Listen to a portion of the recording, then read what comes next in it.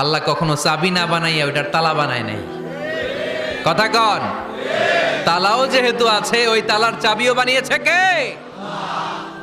মা আনজালাল্লাহু দাআন ইল্লা আনজালাল্লাহু লাহু শিফা।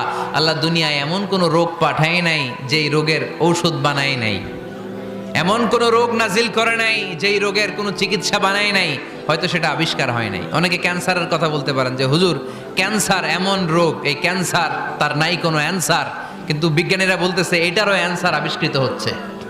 সুবহানাল্লাহ কইবেন না? কিছু কিছু ক্ষেত্রে হয়েও গিয়েছে। এজন্য দুঃখের পরেই আছে সুখ, কষ্টের পরেই আছে আনন্দ। এই দুনিয়াটাই এরকম, কষ্টের পরই আনন্দ। দেখবেন তারাবির নামাজ 20 রাকাত পড়তে কষ্ট লাগে না?